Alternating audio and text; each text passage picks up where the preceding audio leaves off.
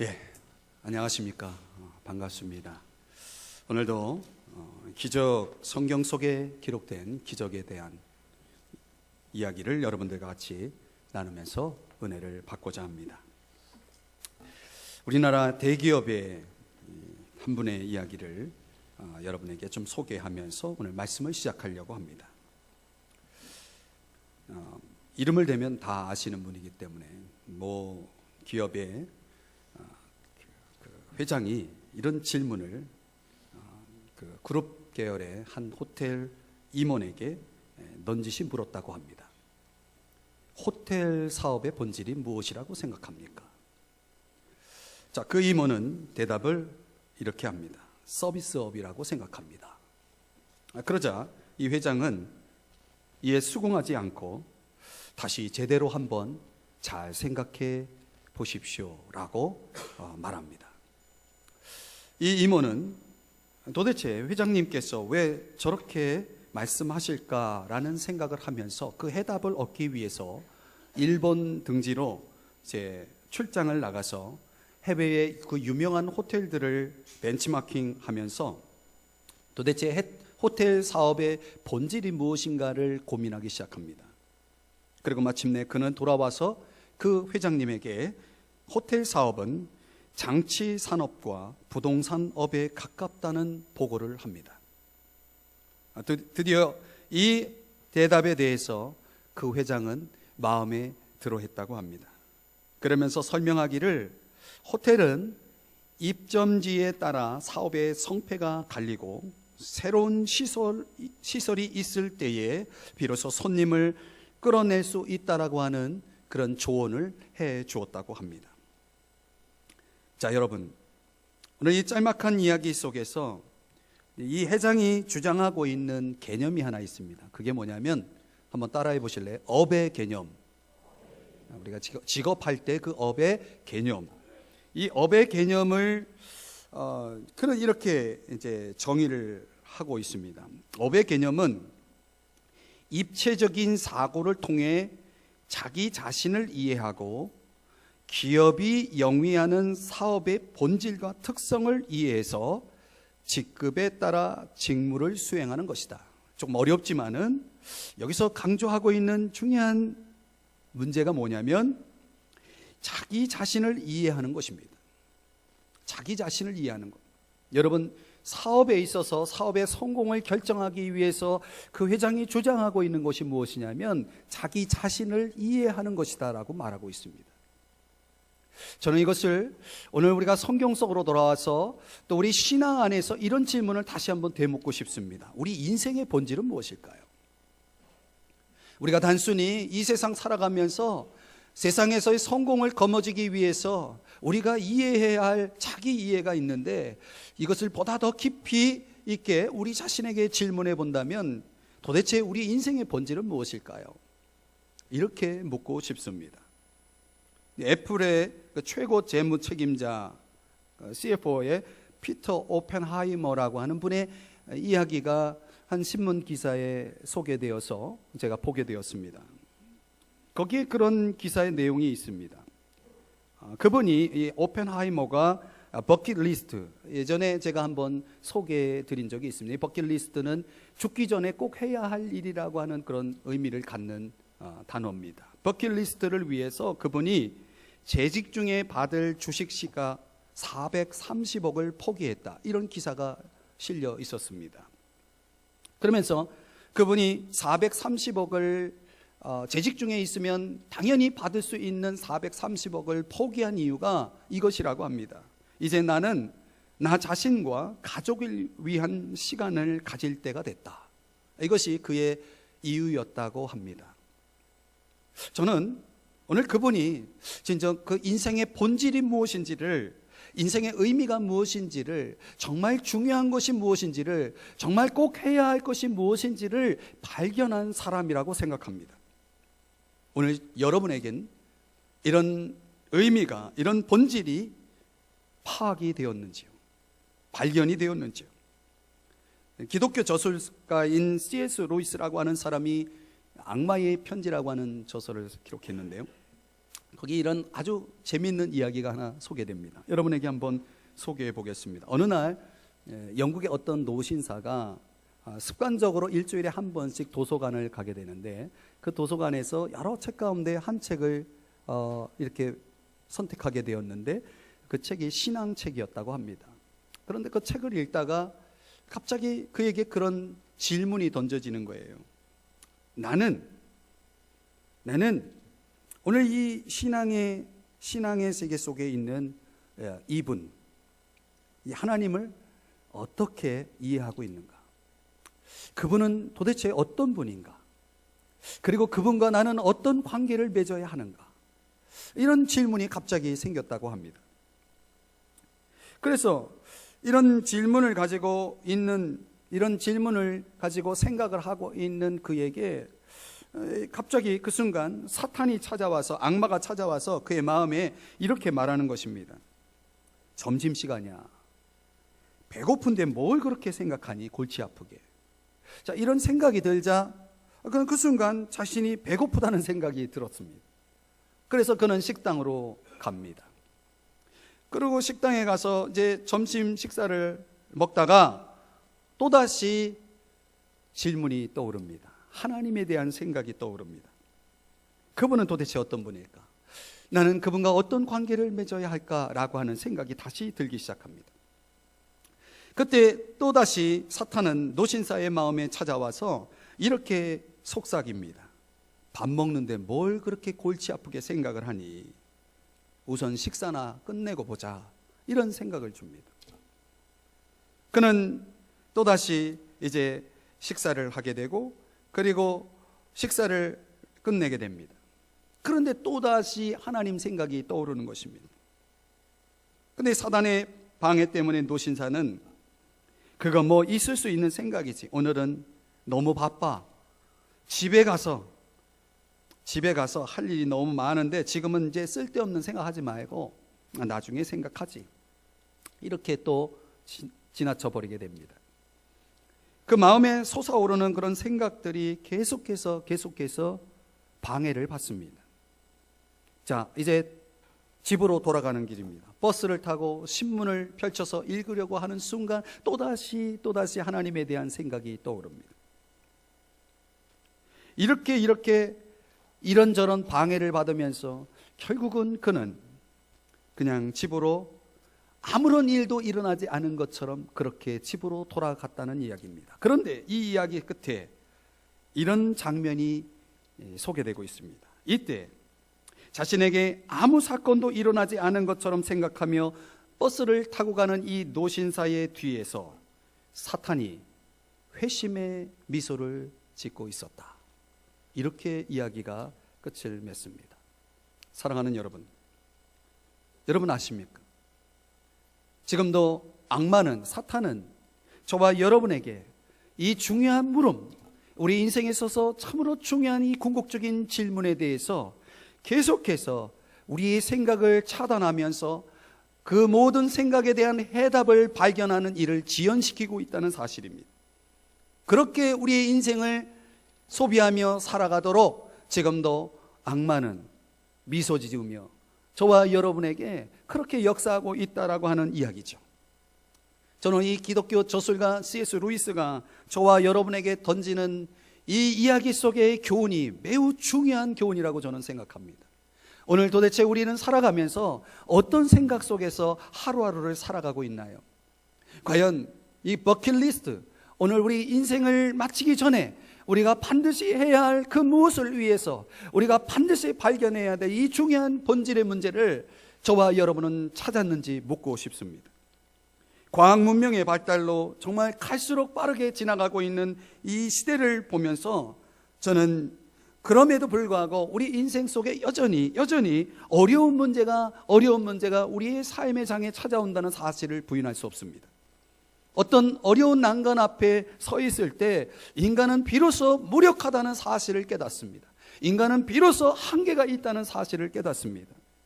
우리에게 일어나는 문제는 문제가 아닙니다. 사실은 그것은 저와 여러분이 피조물이라는 사실을 확인하게 해줄 뿐입니다. 그렇기 때문에 저와 여러분에게 기적이 필요하지 않습니까? 그렇기 때문에 우리에게 하나님이 필요하지 않습니까? 오늘 하나님이 저와 여러분의 마음에 역사하실 때 가장 먼저 깨달아지는 것은 무엇이냐면 영적인 위기에 대한 자각입니다. 오늘 내 삶의 절망과 내 삶 속에 찾아온 이런 빈곤의 인식이 비로소 저와 여러분에게 하나님 없이는 살아갈 수 없는 존재라는 사실을 확인하게 해준다는 사실입니다. 한평생 모험을 찾아 온 세상을 돌아다닌 사람이 있었습니다. 그는 스페인에서는 투구사로, 이탈리아 전쟁터에서는 이 구급차를 운전하는 운전병으로, 그리스 터키 전장에서는 종군 기자로, 아프리카에서는 사냥꾼으로, 쿠바에서는 군수 공장의 경영가로, 파리에서는 그가 작가로 이렇게 활약을 하게 되는, 그야말로 그가 추구한 직업으로 말하면 기네스북에 오를 만큼 그 수많은 모험을 시도한 사람입니다. 그가 탄 비행기는 2번이나 추락했고요. 그러나 살아남았습니다. 그는 4번이나 결혼을 했습니다. 그가 쓴 한 소설의 작품의 첫머리에 다음과 같은 질문이 던져지고 있습니다. 얼어붙은 표범 시체 하나가 나둥그러져 있다. 과연 표범은 그 높은 산봉 위에서 무엇을 찾고 있었던 것이었을까? 이 질문은 마치 그의 삶의 예언이 되듯, 그는 어느 날 그의 나이 62세가 되던 해에 그의 자택에서 자기가 즐겨 사용했던 사냥총에 자기의 머리를 겨냥한 채 쓰러져 있었습니다. 그리고 그의 드라마틱한 인생은 끝을 맺습니다. 그가 바로 노인과 바다를 지은 어니스트 해밍웨이의 이야기입니다. 여러분, 그는 한평생 그가 인생의 그 본질적인 것들을 찾아서 도전하는, 그래서 수많은 것들을 경험하고 어느 정도는 그가 그것을 누렸을지 모르는 그런 삶을 살았습니다.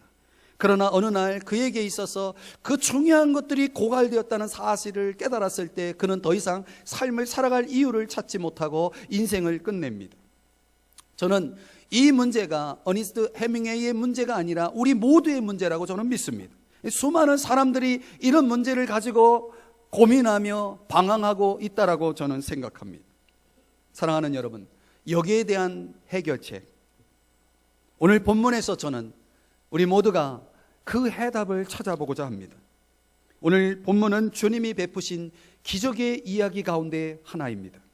오늘 기적의 인생을 계속해서 여러분들과 같이 묵상하면서 서론적으로 여러분에게 말씀드리고 싶은 것은, 주님이 행하시는 기적에는 적어도 3가지 특성이 있다는 것입니다. 첫 번째는 기적을 위한 기적은 없다는 것입니다.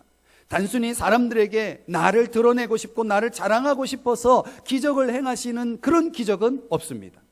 두 번째는 주님이 행하시는 기적의 특성은, 주님이 기적을 행하실 때에는 반드시 기적이 필요한 상황에서 이루어진다는 것입니다. 기적이 일어나지 않는다면 그때는 기적이 필요 없는 상황일 것입니다. 세 번째는 주님이 행하시는 기적의 특성은 뭐냐면, 모든 기적에는 거기에 주님께서 전달하고자 하는 중요한 가르침이 있다는 것입니다. 자, 오늘 여러분 성경 요한복음 2장을 펴고 계시다면 2장 11절 말씀에 한번 가보시겠습니다. 2장 11절입니다. 자, 거기 끝부분에 이런 표현이 나옵니다. 제자들이 그를 믿으니라. 제자들이 그를 믿으니라.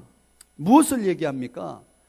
왜 주님은 오늘 이 본문에 등장하는 기적을 행하셨나요? 그 기적의 결과는 무엇인가요?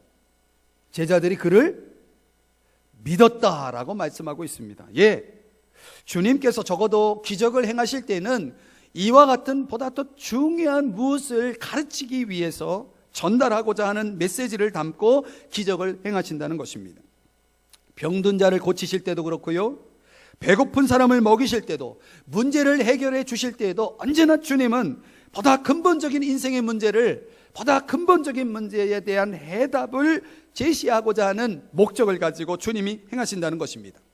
자, 그렇다면 오늘의 본문, 오늘 일어난 이 기적의 사건 속에서도 동일한 원리가 적용됩니다. 주님은 어떤 분이십니까? 주님은 왜 기적을 행하셨나요? 그리고 어떻게 기적을 행하셨나요? 자, 주님께서 기적을 행하시는 내용을 세 가지로 한번 찾아서 본문의 말씀을 묵상해 보고자 합니다. 첫 번째는 예수님의 기적은 예수님을 삶의 중심에 초대할 때 일어났다는 것입니다. 여러분, 기적이 일어나기 위해서 저와 여러분이 해야 할 일은 뭐냐면 예수님을 내 삶에 초대해야 한다는 것입니다. 자, 2절 말씀을 한번 보시겠습니다. 오늘 본문 2장 2절을 보시면 거기에 그런 표현이 나오죠. 예수와 그 제자들도 혼례의 청함을 받았더니, 여기 청함을 받았더니, 여러분, 예수님은 어떤 분이십니까? 예수님은 저와 여러분이 그분과 함께 하기를 원하시는 분이십니다. 요한계시록 3장 20절에 보면은 볼지어다 내가 문 밖에 서서 두드리노니, 여기서 문은 마음의 문을 말합니다. 우리 주님께서 지금 사람들의 마음의 문을 놓고 하고 있다는 것입니다. 문을 두드리노니 누구든지 내 음성을 듣고 문을 열면, 마음의 문을 열면 내가 그에게로 들어가라고 말씀하고 있습니다. 우리 주님이 무엇을 원하십니까? 우리 마음속에 들어오시기를 원하신다는 것입니다. 묻습니다. 여러분의 마음속엔 주님이 계시나요? 여러분, 오늘 성경의 본문의 이야기 속에 중요한 것은 이 현장 속에 주님이 계셨다는 것이 중요합니다. 주님이 계셨기에 주님의 기적이 일어난 것입니다. 우리는 왜 예수님께서 이 혼례 잔치에 초대되었는지, 누가 예수님을 초대했는지에 대해서 성경이 언급하고 있지 않기에 우리는 그 초대자를 알 수는 없습니다. 또 성경이 가르치고자 하는 그 궁극적인 목적은 거기에는 관심이 없습니다. 여하튼 중요한 것은 예수님이 초대를 받았다는 사실이죠. 그 손님으로 초대된 자리임에도 불구하고 그 잔치에 참여한 갈릴리 가나의 사람들은 적어도 예수님을 만날 수 있는 기회를 갖게 되었다는 사실입니다. 자, 한번 생각을 해보실까요? 이 가나 마을의 결혼 축제, 아주 작은 마을입니다. 여기서 열린 결혼 파티에 예수님이 함께 참여했습니다. 오늘 이 사실이 저와 여러분에게 매우 중요한 교훈을 하나 던져줍니다. 오늘 여러분의 인생의 파티에 주님도 함께 동행하시는지 묻고 싶습니다. 여러분의 일터 속에, 여러분의 삶 속에 과연 예수님이 함께 계시나요? 예수님을 함께 모시고 가시나요? 여러분, 어떤 사람은 그렇게 생각할 수 있습니다. 예수님이 함께 계시다면 불편해, 부담이 돼. 만약 여러분 그런 생각이 드는 자리에 여러분이 있다면 여러분, 그곳은 여러분이 있어야 할 자리가 아닙니다. 주님이 함께 있을 때 그것이 부담이 되고 그것이 불편하다면 그 자리는 내가 가야 할 곳이 아닙니다. 주님이 함께 한다라고 하는 것은 그렇게 불편한 일도 아니고 부담스러운 일도 아닙니다. 그것은 유익한 일이고 축복된 일입니다. 오늘 본문이 그것을 우리에게 보여줍니다. 반대로 여러분, 내가 가기 힘들고 어려울지라도 안 갈 수 없는 자리라면 우리는 예수님께 도움을 구해야 합니다. 주님, 함께 가주십시오. 그 어려운 자리에 함께 가주십시오. 그렇다면 주님은 기꺼이 여러분과 동행해 주실 것입니다.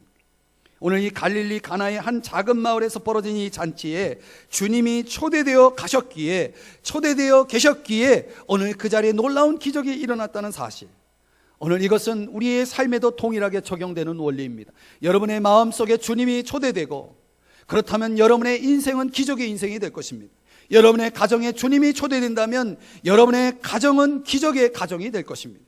여러분의 일터 속에 주님이 초대된다면 여러분의 사업은, 여러분의 경영하는 일들은 기적의 일들이 될 것입니다. 요한복음 1장 12절에 그래서 성경은 말씀합니다. 영접하는 자, 곧 그 이름을 믿는 자들에게는 하나님의 자녀가 되는 권세를 주셨다. 여러분, 예수님을 어떻게 해야 합니까? 영접해야 합니다. 예수님이 어디 계셔야 합니까? 교회에 계시는 것이 아니라 여러분의 마음속에 계셔야 됩니다.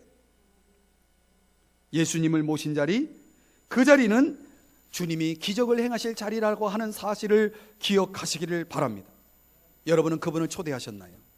두 번째, 어떻게 기적이 일어났는가 보면은 오늘 이 기적의 현장 속에 한 여인이 소개되는데, 그 여인이 예수님께 문제를 부탁드리고 있는 장면을 보게 됩니다. 여러분, 기적을 위해서 우리가 해야 할 일은 우리의 문제를 예수님께 부탁드리는 일입니다. 자, 오늘 본문 3절 말씀을 한번 보시겠습니다. 3절. 자, 3절을 보시면 이렇게 말씀합니다. 포도주가 떨어진지라. 예수의 어머니가 예수에게 이르되 저들에게 포도주가 없다 하니. 자, 예수님은 어떤 분이세요? 오늘 성경 속에서 예수님은 어떤 분으로 소개되고 있습니까? 우리의 문제를, 우리의 부탁을 최선의 방법으로 도우시는 분이시다. 바로 그러한 예수님을 오늘 본문에서 보여주고 있습니다. 여러분 한번 들어보십시오. 사람이 하는 일에는 언제나 문제가 생긴다는 사실입니다. 아무리 완벽을 기해도, 아무리 치밀한 계획을 세워도 엉뚱한 곳에서 문제가 생긴다는 것입니다. 여러분 그런 일들을 얼마나 종종 경험하세요? 근데 그만큼 우리의 삶은 참으로 복잡하고 뭔가 우리에게 있어서 그 삶의 문제라고 하는 것은 힘겨울 수가 있습니다.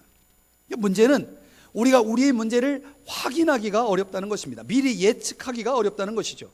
오늘 아무런 문제가 없는 것 같아도 내일 어떤 문제가 우리에게 찾아올지 우리는 예측할 수가 없다는 것입니다.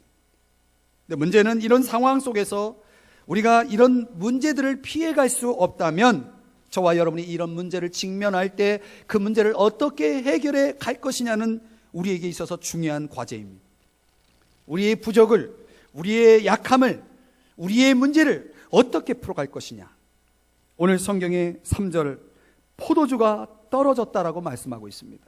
어쩌면 이 결혼잔치에서 벌어진 이 문제, 포도주가 떨어진 이 문제처럼 저와 여러분에게도 꼭 있어야 할 무엇이 떨어져 있는지 모릅니다. 우리에게 있어서 포도주는 아니지만 무엇인가 있어야 하는데 떨어져 있습니다. 어떻게 하시겠습니까? 여러분 당시 결혼식은 일주일 동안 진행되는 아주 긴 파티였습니다.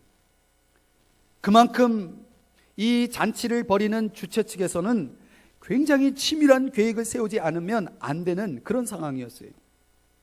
얼마나 준비했을까요? 그럼에도 불구하고 포도주가 떨어진 것입니다. 이것은 결혼 파티에 있어서는 불문율을 깨뜨린 것입니다. 매우 심각한 문제입니다. 그런데 이런 상황에서 예수의 어머니가 3절 보십시오. 예수에게 이렇게 말합니다. 저들에게 포도주가 없습니다. 이 마리아의 이 행동이 무엇을 의미합니까, 여러분? 지금 잔치를 벌인 주최 측이 아니고 초대받은 예수의 어머니가 하는 말입니다. 지금 남의 일이에요. 그런데 예수의 어머니 마리아가 이 행동에서 보여주는 것은, 이 문제를 예수님께 아뢰었다는 것은 무엇을 얘기합니까? 이것은 예수님께서 뭔가 이 문제를 해결할 수 있다라고 하는 어떤 기대 속에 있다라고 하는 것을 알 수가 있는 거죠. 이것이 바로 뭡니까? 기도입니다. 기도가 뭡니까, 여러분? 기도는 우리의 문제를, 삶의 문제를 그분께 아뢰는 것입니다. 그리고 아뢰일 뿐만 아니라 주님이, 내가 아뢰는 그 대상인 주님이 그 문제를 위해서 뭔가 하실 거라고 하는 믿음, 그 믿음 속에서 이루어지는 행위가 기도라는 것입니다. 우리가 배워야 할 교훈은, 예수님을 믿는 자라면 이렇게 이해할 수 없는 상황에 빠졌을 때 주님이 최선의 방법으로 나를 도와주실 거라고 하는 사실을 기대한다는 것입니다. 예수님을 믿는 사람들은 이런 진정한 신뢰가 있는 것입니다. 보이는 상황이 아니라 그 근원, 문제를 해결해 줄 수 있는 근원, 도움의 근원에 초점을 맞춰서 보는 것입니다. 여러분은 그런 사실을 믿으십니까? 하나님께서 여러분의 삶에 분명히 여러분을 도와주실 거라는 사실을 믿습니까? 그런 믿음이 필요해요. 그런 믿음이 있는 사람이 예수님께 부탁을 하는 것입니다. 시편의 37편에 보면은 이런 말씀이 나옵니다. 여호와를 기뻐하라. 그가 내 마음의 소원을 내게 이루어 주시리로다. 5절, 내 길을 여호와께 맡기라. 그를 의지하면 그가 이루시고. 오늘 그렇기 때문에 여러분, 우리 삶에 찾아오는 문제를 우리는 예측할 수 없고 미리 준비할 수 없는 그런 삶을 살아가고 있습니다. 그러나 우리가 할 수 있는 일은 무엇입니까? 그분을 기뻐하는 것입니다. 여호와를 기뻐하라. 그리고 문제가 있을 때마다 그분께 맡기는 것입니다. 그분을 의지하는 것입니다. 그러면 우리의 마음의 소원을 이루어 주시고 우리를 위해서 이루신다라고 성경은 분명히 그렇게 약속을 하고 있는 것입니다. 오늘 본문 4절을 보시겠습니다. 그런데 예수님의 반응이 이런 반응이 나옵니다. 여자여, 나와 무슨 상관이 있나이까? 지금 이 문제는 저들의 문제고 나와 무슨 상관이 있느냐고 말씀하시면서 내 때가 아직 이르지 아니하였다라고 말씀을 하고 있습니다. 이 말씀은 예수님은 당장의 이 문제에 대해서 예수님이 생각하는 우선순위가 다르다라고 하는 답변입니다. 지금 예수님이 말씀하신 이 때라고 하는 것은 주님이 생각하는 때가 있는 것입니다. 영광을 받으실 때, 즉 예수님의 죽음과 부활을 통해서 얻게 될 그 영광의 때를 말씀하시는 내용이었습니다. 자, 여기서 배울 교훈이 그것입니다. 여러분, 예수님은 저와 여러분이 생각하는 시간과 저와 여러분이 생각하는 방법으로 일하시는 분이 아니라 그분의 시간에 그분의 방법으로 우리를 위해서 일하시는 분이라고 하는 사실입니다. 기도라고 하는 것은 그냥 내가 요구하면 되는 문제가 아니라 기도를 통해서 우리는 그분의 때에 그분의 방법으로 그분께서 우리를 위해서 뭔가 행하실 것이라고 하는 믿음을 통해서 이루어지는 행위입니다. 오늘 여러분과 저의 문제는 무엇입니까? 포도주가 떨어졌나요? 어떻게 해야 되겠습니까? 때때로 우리 삶에 일어나는 이런 일들, 우리의 기쁨의 항아리의 고갈, 우리의 인생의 장의 그 바닥난 문제들, 이런 것들을 놓고 어떤 사람은 절망하고 포기하죠. 어니스트 해밍웨이처럼. 그러나 여러분 아십니까? 예수님을 초대한 사람들, 예수님을 믿는 사람들, 또 기도를 배운 사람들, 이런 사람들은 그때 무엇을 합니까? 기도를 시작한다는 거예요. 2차 세계대전 이후에 유대인들이 6월절이 되면 부르는 노래가 있다고 합니다.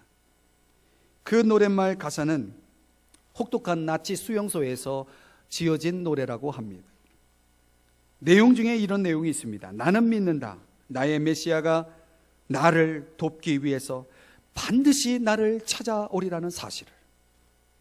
그런데 그 수용소 안에 있던 많은 동료들은 그들의 현실 앞에 절망하면서 포기하면서 그 수많은 동료들이 죽어가는 모습을 보면서 그 다음 절에 이렇게 가사를 지어서 불렀다고 합니다. 그런데 때때로 그 메시아는 너무나 늦게 오신다. 너무나 늦게 오신다. 그런데 여러분, 그 노래를 거부한 한 젊은 청년이 있었다고 합니다. 그 청년의 마음속에는 하나님에 대한 절대적인 믿음이 있었다는 거예요. 하나님께서 내 삶에 대한 그분의 뜻이 있고 내 삶을 향한 그분의 계획이 있기에 나는 반드시 살아나리라고 하는 믿음을 가진 한 청년이었습니다. 그리고 그 청년은 그런 믿음 하에서 하나님께서 나를 반드시 붙들어 주실 거야, 성경 말씀을 붙잡으면서 그는 그곳에서 지내면서 어느 날 우연히 발견한 파편 유리 조각을 가지고 날카롭게 갈아서 그의 얼굴에 이 면도를 하면서, 그러면서 이제 자신의 그 초췌한 모습, 초라한 모습들을 단장하기 시작합니다. 동료들은 비웃습니다. 다음 날 이 나치 군병이 들어와서 누구를 데리고 나가서 죽일까 고르고 있는 가운데 그 청년 앞에 섰을 때 그 깨끗한 청년의 모습, 그 당당한 청년의 모습에 압도되어서 그 청년을 그냥 지나칩니다.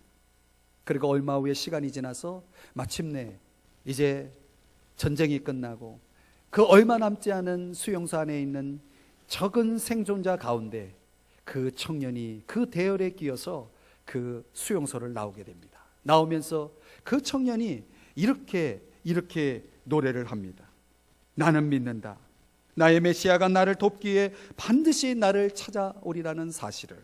그런데 사람들은 너무 서두른다. 사람들은 너무 서둘러 믿음을 포기한다. 여러분, 그렇습니다. 우리가 살아가면서 우리의 기도가 응답되지 아니하고 우리의 삶이 막혀 있을 때 사람들은 어떻게 합니까? 너무 쉽게 포기합니다. 그리고 과연 내 삶을 간섭하지 않는 하나님, 나의 삶에 함께하지 않는 하나님이라고 결론 지으면서 원망하며 불평하며 포기해버립니다. 그러나 여러분, 이 절망의 한복판에서 이 유대인 청년이 보여주었던, 그가 불렀던 이 노랫말처럼 여러분, 우리가 기억할 것은 이것입니다.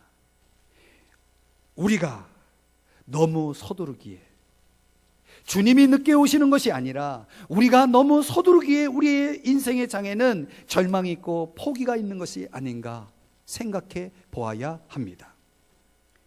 오직 여호와를 앙망하는 자는 새 힘을 얻으리니, 성경은 그렇게 말씀하고 있습니다. 기도가 있는 자리, 하나님을 모시고 우리 주님을 모시고 그리고 기도가 있는 자리라면 반드시 거기에 하나님이 찾아오시라고 하는, 하나님이 도와주시라고 하는 그런 절대적인 믿음을 가지시며 살아가시는 여러분 되시기를 주의 이름으로 축원드립니다. 그렇다면 여러분이 기도하는 자리에 서 있다면 여러분에게 기적이 일어날 것입니다. 오늘 성경이 그것을 증명해 줍니다. 세 번째는 어떻게 기적이 일어나는가 보면 예수님이 말씀하신 대로 행해야 기적이 일어남을 보여줍니다. 5절 말씀을 보시겠습니다. 여러분, 흥미로운 것은 예수님께서 거절 비슷한 뉘앙스로 대답을 주셨을 때 예수의 어머니 마리아가 거기에 대해서 전혀 흔들리지 않고 있는 모습을 봅니다. 그러면서 5절을 하인들에게 이렇게 권면합니다. 너희에게 무슨 말씀을 하시든지 그대로 하라. 지금 예수님이 어떤 일을 행하실지에 대해서 지금 모르는 상황에서 너희들에게 무슨 말씀을 하시든지 그대로 해야 돼. 그리고 나서 드디어 예수님이 입을 열어서 말씀하시되 그 하인들에게 이렇게 말합니다. 항아리에 물을 채우라. 여러분, 여기 항아리는 어떤 항아리냐면 잔치집에 참여한 손님들이 와서 손을 씻는 물을 담아 놓는 항아리예요. 지금 이 잔치집의 문제는 뭐예요? 포도주가 떨어진 문제예요. 손을 씻는 물이 떨어진 게 아니라 포도주가 떨어져 있는 거예요. 그러니 여러분, 하인들이 생각해 볼 때 상식적으로 이것은 전혀 이 문제 해결에 도움이 되지 않는 일이었어요. 항의할 수 있었다는 거죠. 인간의 머리로는 이해가 되지 않는 그런 지시를 받은 것입니다. 그런데 여러분, 마리아가 뭐라고 얘기했어요? 무슨 말씀을 하시든지 그대로 하라라고 얘기했습니다. 예수님은 어떤 분이세요? 예수님은 저와 여러분이 말씀을 들을 뿐만 아니라 말씀대로 그대로 해보라는 것입니다. 종종 우리의 삶에는요, 하나님이 우리에게 직접 말씀하시는 음성을 듣지 못하는 사람에게는 이렇게 다른 사람을 통해서 나에게 말씀하실 때가 있어요. 오늘 이 하인들에게 예수님의 말씀이 마리아의 이 중재를 통해서 간접적으로, 직간접적으로 이렇게 주어졌던 것처럼 어쩌면 여러분을 향하신 주님의 말씀이 오늘 부족한 이 목사의 설교를 통해서도 또 내 주변에 있는 믿음의 사람들을 통해서도 얼마든지 여러분에게 말씀해 주실 수 있다는 것입니다. 그것을 여러분이 분별할 수 있다면, 그것을 여러분이 믿을 수 있다면 한번 그대로 해보십시오, 여러분. 그러나 오늘 기적의 현장이 그렇게 이루어졌다는 것입니다. 성경에 보면 사무엘상 15장 22절에 보면 하나님께서 불순종한 사울 왕에게 그런 말씀을 주셨어요. 순종이 제사보다 낫고 말씀을 따르는 것이 수양의 기름보다 낫다. 여러분, 하나님은 저와 여러분에게 예배보다 더 중요한 어떤 것을 원하시는데 그것이 무엇이냐면 순종을 원하신다는 것입니다. 한번 따라합시다. 순종. 여러분, 오늘 성경 본문 9절의 말씀을 한번 보십시다. 9절. 여기 재미있는 표현이 끝부분에 나옵니다. 하인들은 알더라. 뭘 알아요? 물이 포도주로 바뀐 기적의 그 장면을 보면서 왜 물이 포도주가 되었는지를 알았다라고 말하고 있습니다. 손님들은 몰라요. 하인들이 떠다주는 포도주를 마실 뿐이지 그 포도주의 근원이 무엇이고 포도주가 어떻게 주어졌는지 다른 손님들은 몰랐다는 것입니다. 누구는 알아요? 하인들은 알더라. 여러분, 신앙의 세계는 다 똑같은 것 같아도 그렇지 않습니다. 여러분. 이렇게 여러분, 말씀하신 대로 순종하여 따르는 사람들이 경험하는 신앙의 세계와 그냥 형식적으로 교회를 다니는 사람들의 신앙은 하늘과 땅의 차이입니다. 누구는 알아요? 하인들은 아는 것입니다. 기적이 왜 일어났는지, 이것이 이 포도주가 어떤 포도주인지는 누구는 알아요? 하인들은 아는 것입니다. 사랑하는 여러분, 오늘 우리의 삶에도 주님이 동일하게 말씀하십니다. 말씀을 듣고 우리에게 필요한 것은 말씀을 행할 준비가 되어 있어야 된다는 것이에요. 여러분이 오늘 이 1시간 예배를 드리면서 예배를 마치고 돌아가면 여기서 이루어진 모든 행위가 끝나는 게 아니라 이것이 연장이 돼서 여러분의 삶 속에 하나님의 말씀이 적용되고 실천되고 행해질 때, 그때 무슨 일들이 일어나는 것입니다. 그래서 그걸 경험한 사람들은 아는 것입니다. 기적의 열쇠가 뭐예요? 그대로 행하는 것입니다. 오늘 약 110리터 물을 담을 수 있는 이 항아리가 6항아리였습니다. 그러니까 대략 660리터. 한 학자가 연구를 해보니까 한 사람에게 10잔이 돌아간다고 치고 200여 명이 먹을 수 있는 그 어마어마한 포도주가 갑자기 탄생이 된 것입니다. 항아리에 물을 채우되 그 6항아리 중에 하나에다 채운 것이 아니라, 대충 채운 것이 아니라 6항아리를 가득 채웠을 때, 그때 그 6항아리에는 포도주가 넘쳤습니다. 우리의 순종하는 비례만큼, 우리가 지시를 따르는 비례만큼 우리에게 주어지는 기적의 양도, 분량도, 축복도 정해진다라고 하는 사실을 보여주는 대목입니다. 사랑하는 여러분, 오늘 10절 말씀을 보세요. 사람들이 이렇게 말합니다. 그대는 지금까지 좋은 포도주를 두었도다. 아니, 다른 사람들을 보면 처음에는 좋은 특산품을 내놨다가 우리가 어느 정도 마시고 나서는 나중에는 품질 낮은 것을 갖다 주는데 당신들은 지금까지 좋은 것을 두었도다. 여러분의 인생이 이런 인생이 돼야 되지 않겠습니까? 점점 갈수록 낮은 것을 내놓는 인생이 아니라 갈수록 더 좋은 것을, 갈수록 좋은 것을 지켜낼 수 있고 내놓을 수 있는 그런 인생을 살아가고 싶지 않습니까, 여러분? 아멘 좀 해보세요.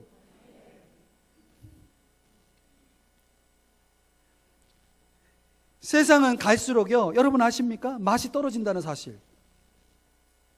여러분이 인생을 보세요. 그 화려했던 우리의 인생이 점점 초라해지지 않습니까, 여러분? 세상은 그런 거예요. 그런데 여러분, 기적의 인생을 살아가는, 예수님을 모시고 살아가는 사람들의 인생은 지금까지 좋은 것을 두었도다. 이런 평가를 받을 수 있는 삶을 살아간다니까요. 안 믿어지세요? 하인들은 알더라. 여러분, 순종하며 살아가는 사람들은 그 의미가 무엇인지를 아는 것입니다. 말씀을 정리해 봅니다. 오늘은 사순절 첫째 주일이 됩니다. 사순절은 우리의 인생의 궁극적인 문제, 슬픔의 문제, 절망의 문제, 죽음의 문제를 해결하기 위해서, 우리의 죄의 문제를 해결하기 위해서 이 땅에 오신 예수 그리스도께서 십자가에 죽으시고 부활하신 이 놀라운 복음을 묵상하면서 지내는 절기입니다. 오늘 우리 주님께서 죄와 사망의 문제를 해결해 주신 우리 주님께서 이 세상을 살아가는 저와 여러분의 삶에 그 크고 작은 문제는 그 죄의 문제, 죽음의 문제 앞에서는 아무것도 아닌 문제예요, 여러분. 우리는 인생의 궁극적이면서 가장 큰 문제를 해결한 사람들이에요. 아멘? 그렇기 때문에 인생을 살아가면서 저와 여러분이 겪을 수 있는 문제라고 하는 것은, 그것은 아무것도 아닌 문제예요. 그럼에도 불구하고 얼마나 많은 사람들이 그 문제 때문에 절망하며 낙심합니까? 오늘 이 현장, 가나의 혼인잔치에서 일어난 이 기적의 현장을 가만히 들여다보면 기적의 비결은 간단합니다. 주님이 거기 계셔야 됩니다. 그렇다면 여러분, 우리가 어디 있든지 우리가 있는 곳에 주님이 계시면 되는 것입니다. 그러기 위해서는 주님을 여러분의 마음속에 모셔드려야 됩니다. 그 십자가의 주님, 그 부활의 주님을 내 마음속에 구주로 주님으로 모셔드려야 합니다. 그래야 주님이 여러분과 언제나 동행할 수 있습니다. 그리고 여러분, 크고 작은 예측하지 못한 문제들이 찾아올 때마다 염려하지 마세요. 그분께 맡기십시오. 부탁하는 겁니다. 저를 의지하면 저가 이루시고, 주님이 말씀하시지 않습니까? 그리고 우리가 해야 할 것은 그분이 말씀하시는 대로 그대로 하는 것입니다. 그러면 여러분, 결과는 오늘 물이 포도주로 변화된 이 놀라운 기적처럼 우리가 상상할 수 없는 우리 인생의 놀라운 기적들이 펼쳐지게 되는 것입니다. 풍성한 기쁨의 잔치를 원하십니까? 기쁨이 고갈되었습니까? 포도주가 떨어졌습니까? 언제든지 떨어질 수 있습니다. 그러나 걱정할 거 없습니다. 거기에 다시 그 풍성한 기쁨의 잔이 채워지기 때문에 그렇습니다. 풍성한 기쁨의 삶, 오늘 저와 여러분에게 주님이 그 자리로 초대하고 계십니다. 기도하시겠습니다.